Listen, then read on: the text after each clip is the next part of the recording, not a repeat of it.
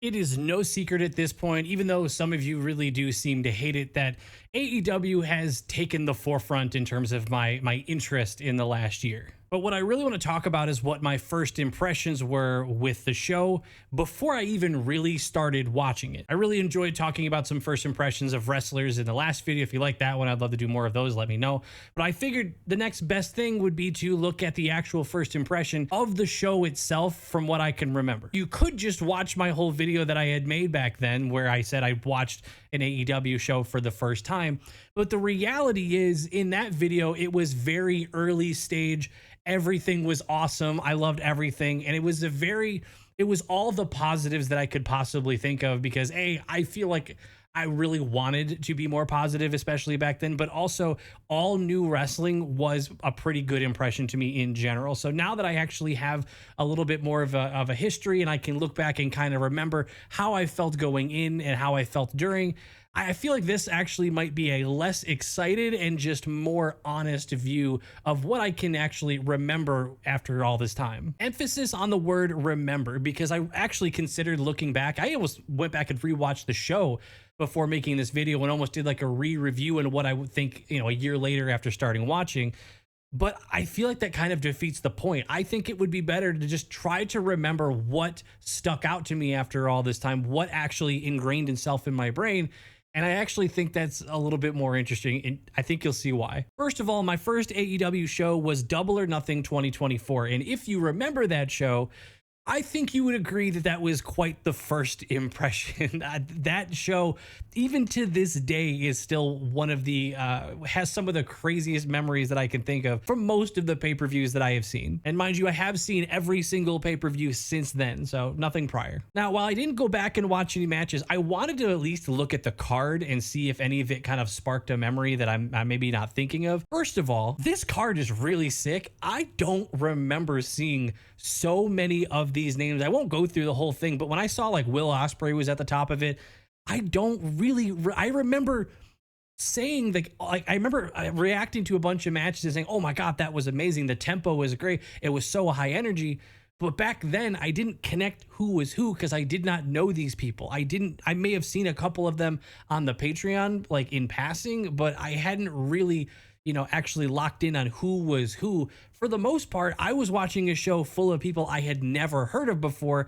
So I'm not really surprised that when I go through this, I'm surprised to see that Orange Cassidy was on the card. I'm surprised to see that Penta and Rey Fenix were both on this card. I had no idea. But you know what blows my mind the most?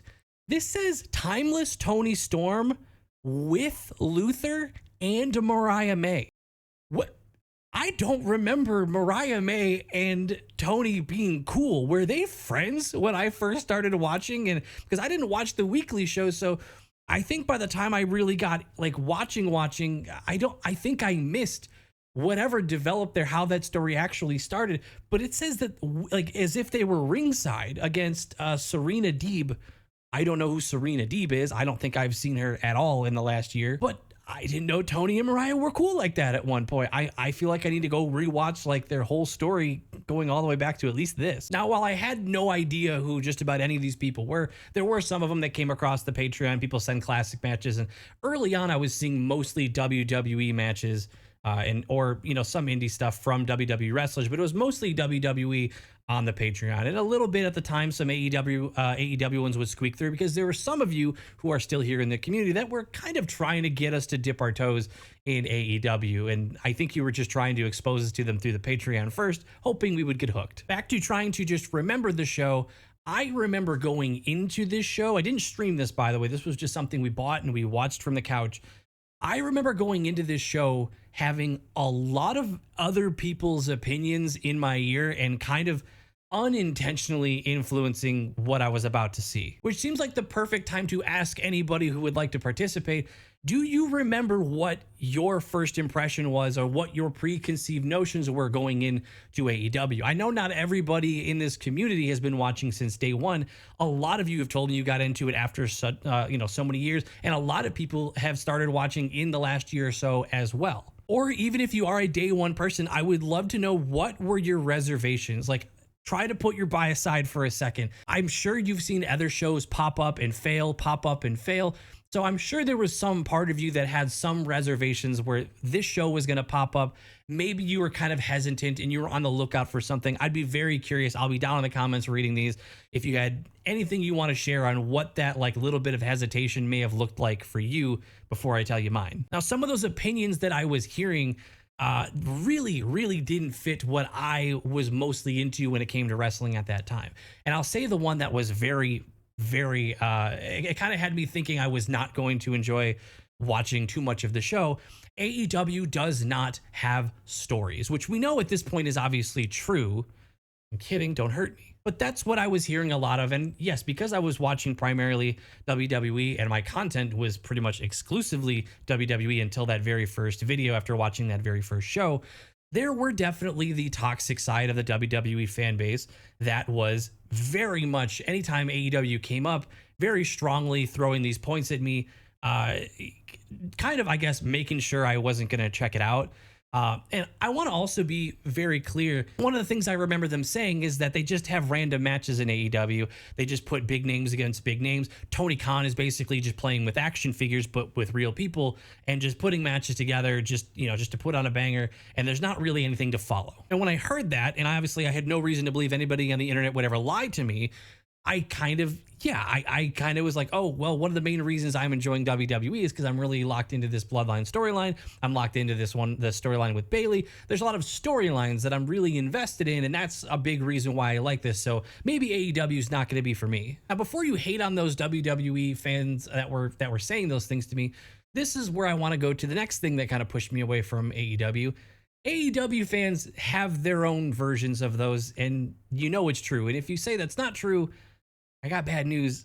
You might be one of them. I remember extremely mean people that were clearly AEW fans that outright consistently were shaming me, saying terrible things to me because I was making WWE content. And when I was making videos about asking questions about WWE or just wrestling in general and just getting into wrestling, I was constantly being shamed and being told that I was not watching real wrestling, that I was watching it was just nothing but a soap opera, and a lot of names that I don't particularly love being called. Oh yeah, there were people on both sides that both had their own agendas saying things in each ear.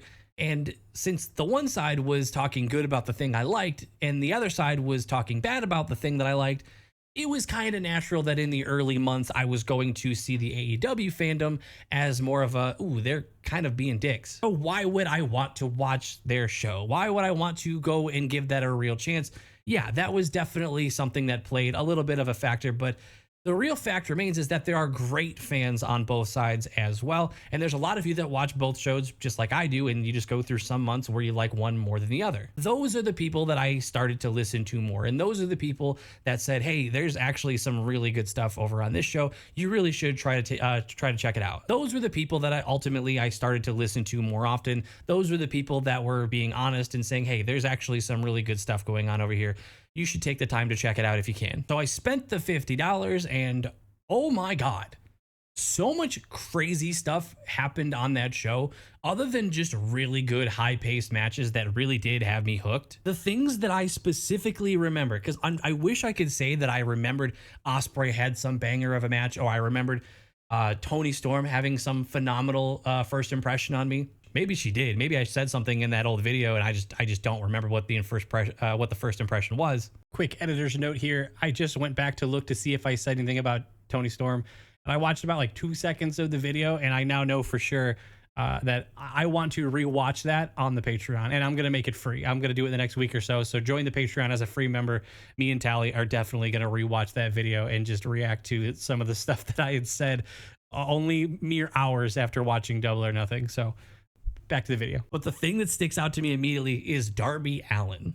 I remember him either being lit on fire or lighting someone on fire, whichever one it was. I'm sure that's going to be the thumbnail. I remember him hanging from the ceiling, and then I would imagine it was probably the Young Bucks, but whoever else took shoes that had spikes on the bottom, and while he was hanging like a piñata, kicking him in the face. I think that almost sounds too gruesome that maybe I'm like overdoing it in my head because it's been so long. I do also remember, I'm pretty sure it was also Darby hitting someone with a car, or maybe that was, wait, was that Jack Perry? Because he had that van. Somebody hit someone with a car in the parking lot. For those to be the first thing I think of when I think of my first AEW show, you can see why it was a little bit jarring. You can see why I'm going from a lot more of a conservative style wrestling show that I've gotten used to at this point, to all of a sudden being thrown into the middle of the ocean. I could not swim in this. Don't get me wrong, I liked it. I did. I was entertained by it. But I remember having those preconceived notions and those people in my ear telling me that they were just dangerous. The show was dangerous. They would just do wild things for the sake of doing them. And the things that I just listed didn't exactly prove that point wrong. Now, I'm not saying that's all it was, but in a vacuum where you have no context of anything else going on the show, and this is your first AEW wrestling show, you can see why you would connect that and go, oh, that does kind of sound like what people had said about it. The difference was I just didn't see it as a negative. I was like, they may be right, but this was still pretty cool. I also remember during those thinking, this is cool, but I don't think I could watch this every week. And I think that was something I put on myself. That wasn't something other people told me. I think it was just my assumption because of what they had said, because of what I saw on screen. I'm like, I don't think I could tune in and watch this. Just seems like madness. Like, this feels like it would get old. I mean, you can't just do this every week and hit people with cars and light people on fire. And everybody, I know not everybody was bleeding, but they were definitely bleeding during those matches. So I think that was a little bit of me saying, like, all right, this was cool to check out for a little bit, but I don't want to watch this every week. Just remembering now, one thing that did not help the whole AEW is too dangerous. I remember Edge, or he was Edge to me then, but Adam Copeland, I remember him jumping off a steel cage. It had to be, because they don't do Hell in a Cell, I don't think. He jumped off a cage. And I remember he was supposed to do a table spot, and I'm pretty sure he just pulled up and landed on his legs and just snapped his leg. Not a great thing to happen on a first impression show. I'm glad the guy is fully healed. I find him very entertaining now. But at the time, it was like, ooh, that kind of adds on to what people had said. That was a pretty, unnecessarily dangerous thing for him to do. Maybe he shouldn't be doing it at that age. I'm not saying that now. I'm just saying that's what I thought back then. There's evidence. Go back and watch that video. That was one of my questions. I believe I asked you guys. I said, hey, is this, should older wrestlers be doing this? I didn't know any better, but I remember thinking dang, he's an older veteran jumping off a cage like that. That seems kind of silly. Is that an AEW problem? I know sometimes it seems I'm scared that you're going to yell at me, but honestly, you guys have been pretty cool about me just being transparent and honest. So really do appreciate how cool you guys have been in the comments. There's been a few of you that have snuck through, but we'll let those slide because everybody else has been pretty cool. The other major thing I can remember from that show, and I think it was the most positive memory because it felt, I'll just say what it was first. It was the Anarchy in the arena. I remember the final countdown playing, and I remember just sitting on the couch having this massive smile on my face, laughing at some points. And I remember thinking, this is just like if wrestling was a party. Everybody in the arena, it's like a concert mixed with a wrestling show. That's kind of a good idea, though. Write that down. And then at one point, I think they switched the music to I can't hide it, I just can't fight, whatever. I don't remember what song it was, something like that. But it was because Final Countdown would cost too much if they kept playing it. So somebody on the microphone said that, I'm sure as a joke, but it was really cool. They're changing the track, and I think it's cool that is other than just Darby Allin doing wild stuff. I think it is really cool that something that I still even love the second time around when we watched the next Double or Nothing ended up being one of my favorite parts of the show. And it was one of my most memorable. And I really do kind of think that feeling that this is just fun. This is I'm seeing all the fans just get into it and it being all around the arena. Something about that hooked me. Something about that I think planted a little bit of a seed that made it easier down the line for me to kind of want to jump in. I feel like a lot of this is also saying a lot because I can't stress enough, I didn't know who these people were. I feel like it's really tough to get into a show like that when you're not someone who has the wrestling history. Because if you are, I know we have some new people here. If you don't know, I'm not just new to AEW. I'm fairly new to just pro wrestling in general. I started watching WWE just in 2023. So I didn't have a lot of this, like I wouldn't have known that Tony Storm was in WWE previously. I'm sure there are other, like Chris Jericho. I feel like I may have like vaguely known the name, but like he was on that card and it wouldn't have meant anything to me. I remember walking away from the show in general, and I remember having, first of all, guaranteed a lot of fun. Like how excited I am in that first video. I kind of want to go back and watch it because I remember being so excited to record that video. I was like giddy. Like I remember being really excited to talk about it. And I remember how true that was. I remember walking out and be like, that was a lot of fun. Like individually, it's kind of like you went to an amazing concert or party. You don't want to go every week. Like it'd be exhausting, but it was a really good time. I also remember that in my own, I guess, naive and still not very knowledgeable way, a lot of the things that were the most memorable about the show weren't wrestling to me. It wasn't what I perceived yet to be like what is wrestling to me. That sounds so stupid, I know, but it's the only way that I can really kind of explain that it wasn't my wrestling. Is that any better? I don't know. My wrestling at the time, frankly, was soap operas. I really liked the promos. I really liked the backstage segments. To this day, I mean, you can hate on WWE all you want. You can hate on Roman or the Bloodline all you want if you are super anti-WWE, but I would not be sitting here talking about this. I would not be watching AEW every single week and getting into this as much as I am without that. The Bloodline was that was my first entry point into watching any of this wrestling. That's what got me hooked. So it was that soap opera style, that super dramatic long entrances, the theatrics, just the theater of it all, just the pageantry of just the different outfits for major events and the pyro. That was wrestling to me when I first saw this show. Fast forward to now, I definitely, and I've been very open about this, my percentage of like importance when watching wrestling, it used to be very low when it comes to the in-ring stuff. In-ring has become a lot more important to me over the last couple of years. It just has.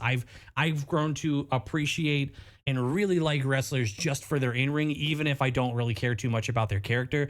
I can still watch their matches because I have gotten way more into that part of wrestling. So with all that being said, after that first show, I was only watching the pay-per-views for a while. I didn't watch any of the weekly programming. I made sure to tune into the next pay-per-view because I'm like, that's going to happen again, right? And I remember it did not. I don't remember what the next show was.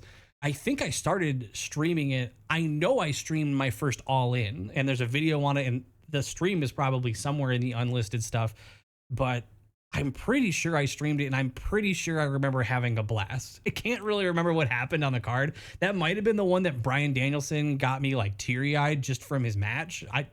I don't really remember, honestly. But then as the story goes, over time, I started to get more interested in certain wrestlers because of those pay-per-views. Some, I would recognize some from show to show. And it took a while. It probably took, I don't know what month that Double or Nothing 2024 was, but I'm pretty sure I started watching Dynamite in like that January of, we're actually coming up on a full year of me not just watching the first AEW.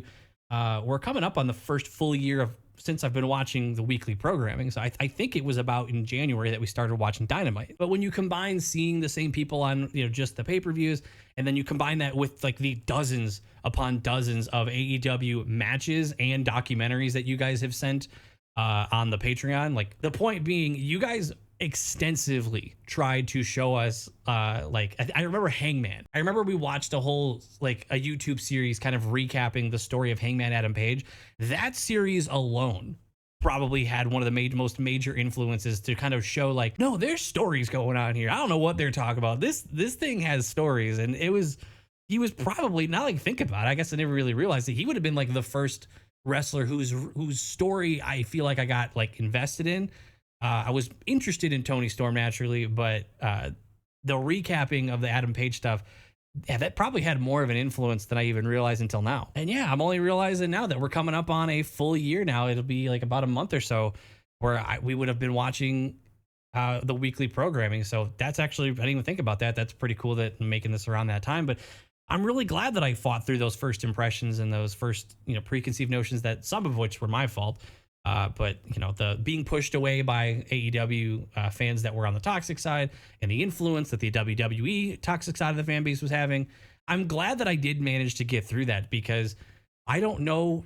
I mean, right now I'm in kind of a low with WWE, and it has picked up, by the way. I know some of you don't want to hear that, but lately WWE has picked up a little bit. I'm not going to go back to like streaming it all the time, because I think that was kind of contributing to making it tough to consume all of this and consume both shows.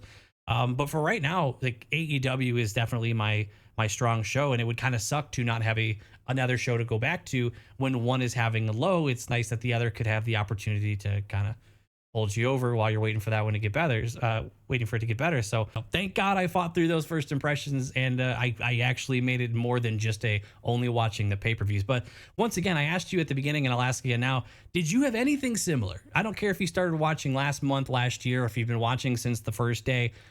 Since that first, was it All In was the first one? You had to have some sort of like reservation or something you were holding off on. Maybe you didn't want to get your heart broken. You didn't want to get your hopes up, or maybe you didn't. I don't know. Let me know. Maybe I'm completely wrong and all of you knew for sure AEW was going to be amazing the first time you watched it. But either way, let me know down below. I'll be down in the comments talking about it. I'll also be over in the Discord talking about it. We just hit 1,000 members in the Discord, and it looks like we're about to hit 15K on the YouTube. So seriously, thank you. And if we haven't hit 15K yet, subscribe, and maybe you'll be number 15K. I don't know. Thank you so much for watching. I really love talking to you guys about this stuff.